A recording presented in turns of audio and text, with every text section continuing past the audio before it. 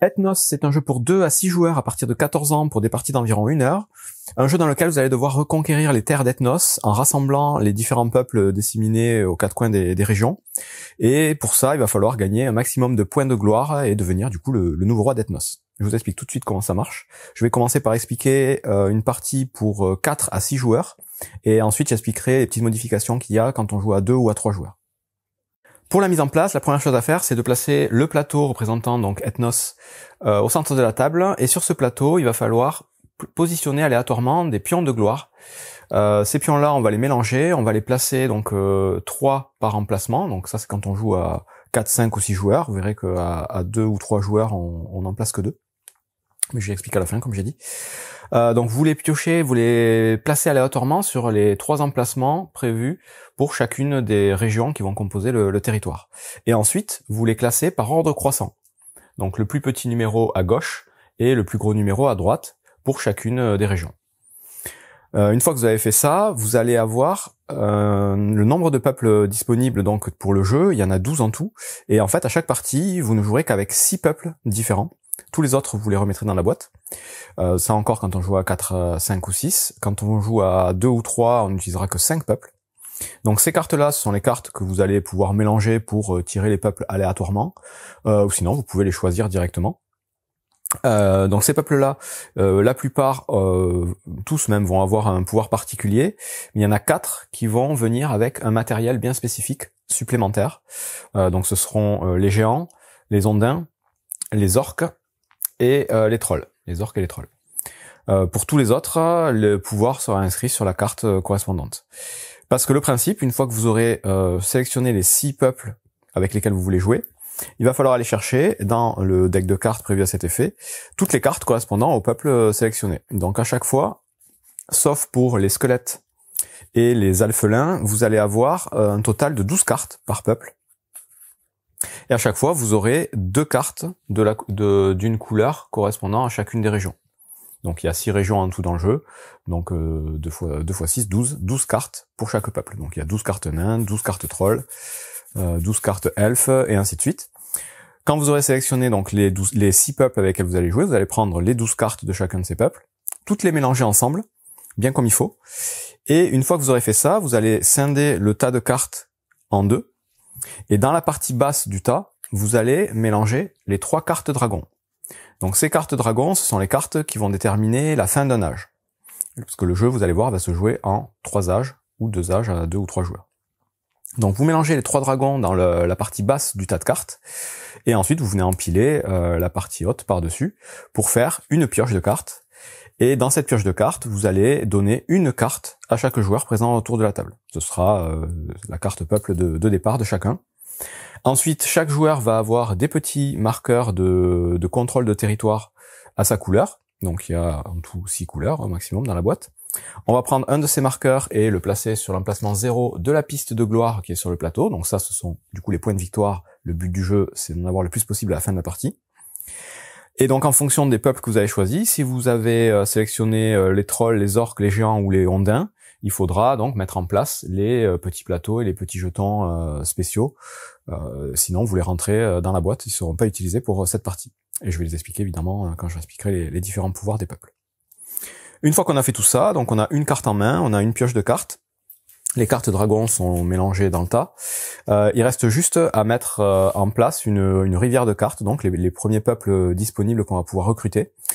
Pour ça, on va piocher autant de cartes qu'il y a de joueurs, fois 2. Donc si vous jouez à 2, il faudra mettre 4 cartes, à 3, il faudra en mettre 6. Si vous jouez à 6, il faudra en mettre 12. Donc vous les révélez, vous les mettez face visible au centre de la table, et elles seront disponibles pour tous les joueurs pour la partie. Et à partir de là, on est prêt à commencer une partie. Quand on joue à 4, 5 ou 6 joueurs, on va jouer 3 âges, comme je disais, donc l'âge 1, l'âge 2, l'âge 3. La fin d'un âge sera déterminée dès qu'on aura pioché le 3e dragon. Donc quand on va piocher un premier dragon, on le met de côté, on continue à jouer. Le 2e, idem. Dès que quelqu'un pioche le 3e, tout de suite, ça met fin à l'âge, et on fait une phase de décompte. La phase de décompte, elle va être très simple. Il va falloir déterminer qui a la majorité, donc qui a placé le plus de pions à sa couleur dans chacune des 6 régions. Et celui qui aura la majorité va gagner les points qui sont indiqués dans les régions. Pour le premier âge, on va utiliser juste le marqueur qui correspond au premier âge. Pour le second âge, ce sera le second marqueur pour le premier joueur et le premier marqueur pour le second joueur majoritaire. Et au troisième âge, il y aura un premier, un deuxième et un troisième. En plus de ça, on va marquer des points en fonction des cartes, donc peuples qu'on a réussi à poser devant soi. Plus on posera des groupes de peuples importants, plus on marquera de points. Donc un groupe de 2 cartes, ça vaut 1 point par exemple, un groupe de 6 cartes, ça vaut 15 points. Je vais y revenir. On fait ça donc pour un premier âge. Ensuite, on reprend toutes les cartes, on les remélange, on remet les 3 dragons dans la partie basse exactement de la même façon qu'en début de partie. On redonne une carte aléatoire à chaque joueur et on recommence un deuxième âge exactement de la même façon. À la fin, une fois qu'on a tiré les 3 dragons, on fait la phase de décompte et on fait pareil une troisième fois, un troisième âge, exactement de la même façon. À la fin du troisième âge, celui qui aura le plus de points sera déclaré vainqueur. Donc voilà pour l'aperçu général. Maintenant, on va rentrer dans les détails. Donc évidemment, en début de partie, vous déterminerez aléatoirement un premier joueur. Ce premier joueur va, à son tour, avoir la possibilité de faire 2 choses. Uniquement, il n'y a que 2 actions possibles dans le jeu. C'est pas très compliqué. La première action, ça va être de piocher une carte. Donc il pourra piocher une carte parmi celles qui seront disponibles au centre de la table. Donc au début, je vous dis, il y en a un certain nombre. Voilà. Ou bien prendre la première carte du deck.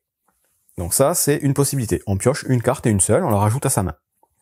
La deuxième possibilité, ça va être de jouer des cartes de sa main. Pour jouer des cartes de sa main, on va avoir 2 possibilités.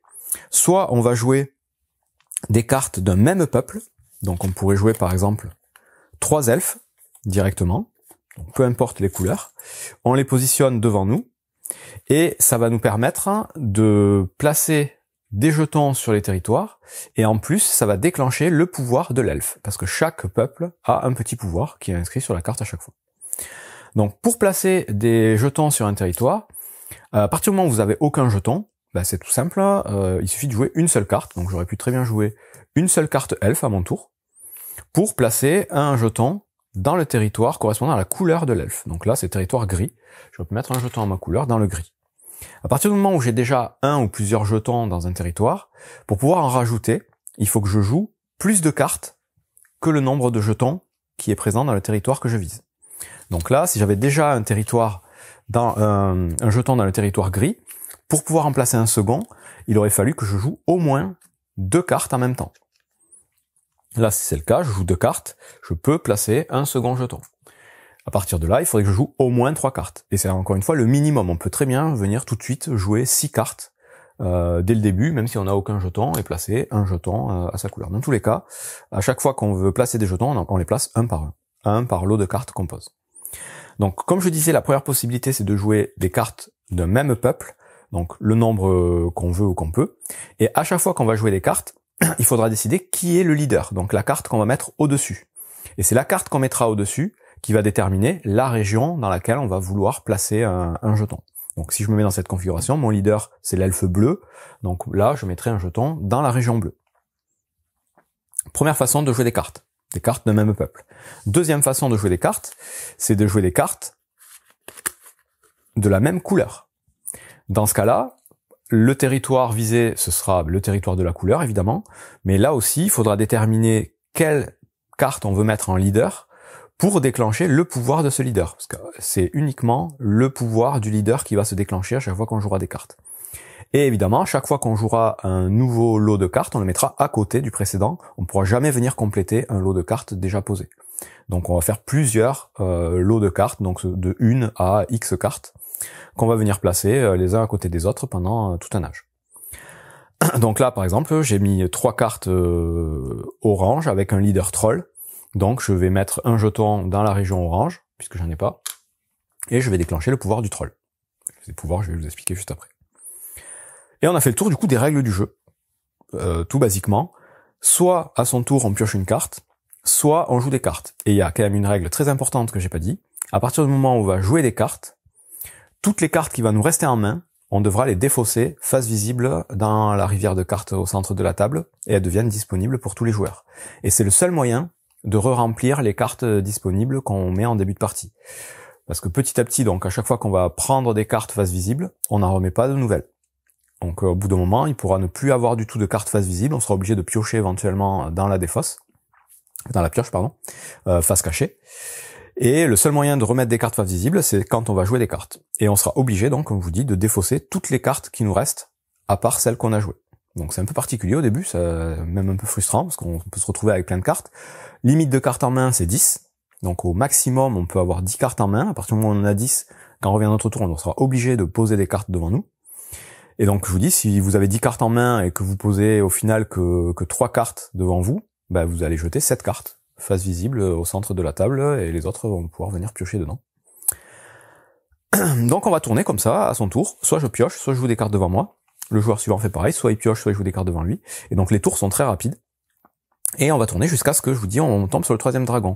Dès qu'un joueur va piocher un premier dragon, il le mettra de côté et il piochera une nouvelle carte en remplacement. Hein, ça lui gâche pas sa pioche. Pour le second dragon, c'est la même chose. Par contre, celui qui piochera le 3e et dernier dragon, là tout de suite, on s'arrête. Et une fois qu'on s'arrête, donc on passe à la phase de décompte de fin d'âge. Donc décompte de fin d'âge, c'est très simple. Je l'ai dit vite fait en introduction. On va regarder qui est majoritaire au premier âge dans chaque région.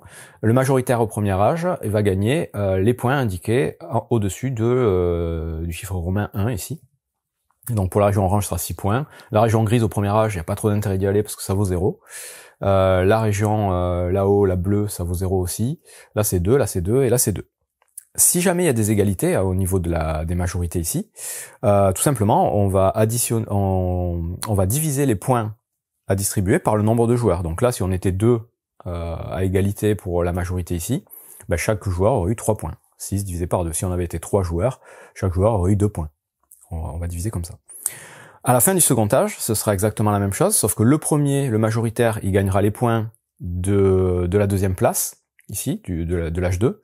Le second gagnera les points de la première place et les autres rien. Et là encore, en cas d'égalité pour la première place, on divise la valeur du jeton par le nombre de joueurs. Et au 3e âge, bah, le premier gagnera les points du 3e âge, le second les points du 2e et le 3e les points du 3e âge. Donc ça, c'est une première façon de marquer les points, on va faire ça pour chaque région. Et ensuite, on va regarder les cartes qu'on a posées devant nous, et par lot de cartes, on regarde combien de points ça nous rapporte. Si j'ai posé que un lot de cartes unique, une seule carte, ça vaut 0. 2 cartes, 1 point, 3 cartes, 3 points, 4 cartes, 6 points, 5 cartes, 10 points, 6 cartes, 15 points. Donc c'est par lot. Donc là, j'ai mis 2 lots de 3 cartes, donc je vais marquer 2 fois 3 points. Et j'additionne évidemment tous ces points. Voilà donc pour les règles de base, sans tenir compte des petits pouvoirs. Mais comme je vous ai dit, chaque peuple va avoir un pouvoir qui va changer un petit peu ses règles de base et qui va influencer soit le décompte des points, soit les histoires de majorité. Et je vais vous les expliquer du coup un par un, des squelettes jusqu'aux rondins. Alors les squelettes, c'est les plus particuliers, c'est le seul peuple avec lequel vous pourrez pas utiliser un leader. Donc vous pourrez jamais avoir de leader squelette. Vous voyez que les cartes squelettes dans le deck, ce sont des cartes marron, et le marron ça correspond à aucune région. Elles sont toutes marron les cartes squelettes. Et du coup, les squelettes, quand vous les jouez, ils servent juste à renforcer votre nombre de cartes. C'est-à-dire que ça va vous servir à avoir plus de cartes pour venir rajouter un jeton dans une région. Si à un moment donné vous avez 4 jetons dans une région et que vous avez que 2 elfes par exemple, vous pouvez jouer 2 elfes et rajouter 2 squelettes, 3 squelettes pour venir mettre votre 5e jeton. Donc ça sert juste à ça, à remettre des jetons, à avoir plus de monde au moment où on place les jetons sur le plateau. Par contre, les squelettes, au moment de la phase de décompte de fin de tour, ils ne seront pas pris en compte pour les points de nombre de cartes. C'est-à-dire que on les défaussera avant de passer au décompte. Et en gros, ils sont éphémères et ils se désagrègent, ou je n'en sais rien, mais ils ne compteront pas pour les points. Donc ça, c'est les squelettes. Les magiciens, c'est très simple. Si vous jouez un leader magicien, vous allez donc faire placer les jetons éventuellement, et vous allez défausser vos cartes normalement, et ensuite vous pourrez tout de suite repiocher un nombre de cartes égal au nombre de cartes que vous venez de poser. Donc je joue un groupe de 3 cartes avec un leader magicien, ben, je vais pouvoir, après avoir défaussé mes cartes, repiocher directement 3 cartes. Donc ça c'est plutôt pas mal. Les célestes, quand vous jouez un leader céleste, vous allez pouvoir placer votre jeton sur le plateau sur n'importe quelle couleur. Peu importe la couleur du leader céleste, donc il y en a 2 de chaque couleur, comme dans tous les autres peuples, mais que vous jouiez un bleu, un rouge ou un violet, ça n'a pas d'importance, vous allez pouvoir mettre votre jeton de conquête sur n'importe quel territoire, mais toujours en respectant la règle de jouer plus de cartes que le nombre de jetons présents dans la région que vous visez. Les centaures, quand vous les jouez, si vous avez un leader centaure, et que vous placez un jeton sur le plateau, parce que vous pouvez aussi, je l'ai pas dit, mais jouer des groupes de cartes sans placer de jetons parce que vous n'avez pas joué assez de cartes, juste pour avoir éventuellement les points de victoire des groupes de cartes. Bon, mais les centaures, si vous placez un jeton, tout de suite vous pourrez rejouer un nouveau tour. C'est-à-dire avant de défausser les autres cartes que vous avez en main, vous allez pouvoir rejouer des cartes. Et ensuite, vous défausserez par contre les cartes de la deuxième action. Les alphelins, eux, pareil, ils n'ont pas de pouvoir. Par contre, ils sont très nombreux. Au lieu d'avoir 12 cartes alphelins, il y en a 24 en tout. Donc il y a beaucoup plus de cartes alphelins, donc qui permettent de faire des plus gros groupes et de conquérir plus facilement et de marquer plus de points en fin d'âge. Les elfes marchent un peu comme les magiciens. Quand vous jouez un leader elfe, vous allez pouvoir garder en main autant de cartes que le nombre de cartes que vous venez de poser. Donc j'ai 6 cartes en main, je joue un groupe de 3 cartes avec un leader elfe, je peux garder les 3 autres cartes qui me restent en main, je suis pas obligé de les défausser. Vous gardez X cartes en main, autant que ce que vous venez de poser. Les nains, ils ont un pouvoir qui va servir uniquement pour le décompte de fin d'âge, c'est-à-dire que quand vous jouez un groupe mené par un leader nain, ce groupe de cartes vaudra une carte de plus au moment du décompte des points de cartes. Quand vous jouez un lot de 3 cartes avec un nain en leader, au lieu d'avoir 3 points, vous aurez 6 points, comme si vous aviez 4 cartes. Les minotaures, ça fonctionne un petit peu comme les nains, mais uniquement pour la conquête, c'est-à-dire que quand vous jouez un groupe de cartes mené par un minotaure, vous considérez que vous avez une carte de plus pour venir placer des jetons sur le plateau. Par contre, au moment du décompte, ça comptera pour le nombre de cartes exact. Ensuite, on arrive donc aux 3 peuples qui vont nécessiter du matériel supplémentaire. Donc le premier, c'est les trolls. Quand vous jouez avec les trolls, il faudra les 6 jetons que j'ai mis à gauche du plateau ici, numérotés de 1 à 6. Et dès que vous jouez donc un groupe mené par un troll, vous allez prendre le jeton de plus haute valeur correspondant à votre nombre de cartes jouées. Si vous jouez par exemple 3 cartes, vous prenez le jeton 3. S'il est plus disponible parce qu'un autre joueur l'a pris, vous prendrez le jeton 2 ou le jeton 1 s'il n'est pas disponible. Si vous jouez un groupe de 6 cartes, vous prendrez le jeton 6, pardon. Ces jetons-là, vous les conservez et ils seront utiles au moment des décomptes des régions parce qu'ils permettront de casser les égalités. Si vous êtes à égalité sur une région avec un autre joueur, mais que vous avez le jeton troll de valeur supérieure à l'autre joueur, c'est vous qui êtes considéré comme étant premier. Vous partagez pas les points, vous devenez premier automatiquement. Donc c'est des jetons qui vont permettre de casser les égalités pour marquer les points directement. Ces jetons-là, à la fin de chaque âge, ils sont remis au centre de la table et il faudra les regagner à chaque fois. Donc voilà pour les trolls. Les orques, quand vous jouez avec, il faudra donner une petite plaquette comme celle-ci à chaque joueur. Et au moment où vous allez envoyer donc un jeton sur le plateau de conquête, vous allez aussi pouvoir mettre un jeton sur l'emplacement correspondant à la couleur où vous venez d'envoyer votre jeton sur le plateau. Il ne pourrait y avoir du coup qu'un seul jeton par emplacement ici, donc les 6 couleurs des 6 régions. Et à la fin de chaque âge, vous aurez la possibilité de retirer tous les jetons de la plaquette pour marquer les points correspondants. Mais vous ne serez pas obligé, c'est-à-dire à la fin du premier âge, si vous avez mis 2 jetons ici, vous pouvez les retirer directement pour gagner 3 points de victoire. 2 jetons égale 3 points de victoire. Mais vous pouvez aussi les laisser pour essayer d'en mettre d'autres au deuxième âge. Et à la fin du deuxième âge, si vous avez réussi à avoir par exemple 4 jetons, là vous aurez à nouveau le choix de les retirer et ça vous fera marquer 10 points si vous avez 4 jetons. Ou alors vous tentez le coup de les laisser pour le troisième âge et au dernier âge. Si vous arrivez à avoir les 6 par exemple, vous aurez 20 points. Donc ça, voilà, c'est des petits jetons qui vont se rajouter sur les plaquettes qui permettront de gagner des points supplémentaires. Donc ça, c'est pour les orques. Pour les géants, il faudra jouer avec ce petit plateau, cette petite plaquette. Il faudra faire attention au sens. Il y a un sens pour 2-3 joueurs, un sens pour 4 à 6.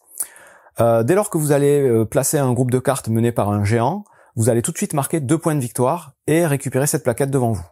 À partir de là, chaque fois qu'un joueur fera un groupe mené par un géant plus grand que le précédent, donc admettons le premier joueur fait un groupe de 2 mené par un géant, il marque 2 points, il prend la plaquette. Si plus tard un joueur fait un groupe de 3 géants, il marque aussi 2 points et il récupère à son tour la plaquette. Donc la plaquette va tourner comme ça, à chaque fois il faudra pour la récupérer faire un groupe plus grand que le groupe précédent placé sur le jeu. Et à chaque fois qu'on fait un groupe plus grand, donc on avance de 2 points. Et à la fin de l'âge, celui qui aura la plaquette gagnera des points supplémentaires, donc en fonction de l'âge. À la fin du premier âge, celui qui a la plaquette il gagnera 2 points, à la fin du deuxième âge 4 points, troisième âge 6 points. Évidemment c'est remis à 0 entre les âges. Et enfin, les ondins, dès que vous allez placer un jeton sur le plateau, vous allez aussi donc mettre au début de partie, un marqueur, chaque joueur mettra un marqueur à sa couleur sur la case 0 ici. C'est une sorte de piste aussi. Chaque fois que vous jouerez un groupe de cartes mené par un ondin, vous avancerez votre marqueur du nombre de cases correspondant au nombre de cartes que vous venez de jouer. Donc je pose un groupe de 4 cartes menées par un ondin, j'avance de 4 cases sur ce plateau. À chaque fois que vous allez passer un symbole de jeton comme ça, vous allez avoir la possibilité de placer un jeton gratuitement où vous voulez sur le plateau, sans tenir compte des cartes et des contraintes de base du jeu. Donc chaque symbole dépassé, jusqu'au dernier, là, ça fera un jeton gratuit à placer où vous voulez sur le plateau. Et à la fin de chaque âge, celui ou ceux qui seront les plus hauts sur cette piste gagneront des points. Premier âge 1 point, 2 points ou 4 points. Et donc on a fait le tour de tous les pouvoirs, de toutes les règles du jeu d'Ethnos. Il me reste juste à expliquer les petites modifications pour 2 et 3 joueurs. La première chose quand on joue à 2 ou 3 joueurs, c'est déjà qu'on va retirer tous les jetons au niveau de la mise en place marqués 4+. Donc ces jetons-là, ils sont enlevés et en fait, quand on va faire la disposition de départ, on n'utilisera que les 2 premiers emplacements parce qu'on va jouer à 2 ou 3 joueurs, on va jouer que 2 âges. Donc on fera un truc à peu près de ce type-là. Ça c'est la première chose, assez importante. Autre chose, c'est que vous allez, au lieu de piocher 6 peuples, vous allez en piocher que 5. Vous jouerez qu'avec 5 peuples, vous récupérez les cartes de ces 5 peuples, vous les mélangerez. Après, c'est la même chose, vous allez mettre à chaque fois les 3 dragons dans la partie basse du tas mélangé, et vous allez jouer à peu près normalement. Il y a juste après des modifications, si vous jouez à 2 au niveau des décomptes de points. Donc à la fin du premier âge, le joueur donc qui sera majoritaire gagnera les points du premier jeton comme d'habitude. Par contre à la fin du second âge, le joueur qui sera majoritaire gagnera les points de l'âge en cours. Le second joueur ne gagnera pas les points du premier âge. Et pire encore, si jamais on est seul dans la région, on gagne tout de suite les points additionnés du premier et du second âge. Donc ça voilà, c'est une différence importante à 2 joueurs. Et autre chose, c'est que au moment de placer des cartes pour mettre des jetons de contrôle dans les régions, il faut mettre des cartes supérieures au nombre total de jetons dans la région. Donc là, on prend plus en compte uniquement ses propres jetons, comme dans une partie à 4 ou 5 ou 6 joueurs. On va prendre en compte les jetons des 2 joueurs dans la région. Si moi j'ai 2 jetons et mon adversaire en a 1, pour rajouter un jeton dans la région, il faudra que je joue 4 cartes. Il y a 3 jetons présents, il faut que je joue une carte de plus que 3. Donc ça, voilà, c'est les petites modifications pour jouer à 2. À 3 joueurs, ça se joue exactement comme à 4, 5 ou 6 au niveau des décomptes et des majorités. On a donc fait le tour de toutes les règles d'Ethnos, qui est un jeu assez ancien, un jeu que je trouve assez excellent, surtout pour jouer à plusieurs. Donc ça se joue parfaitement bien à 5 ou à 6, les tours s'enchaînent très vite, et c'est quand même assez rare des jeux un peu de stratégie conquête qui se jouent bien dans cette configuration-là.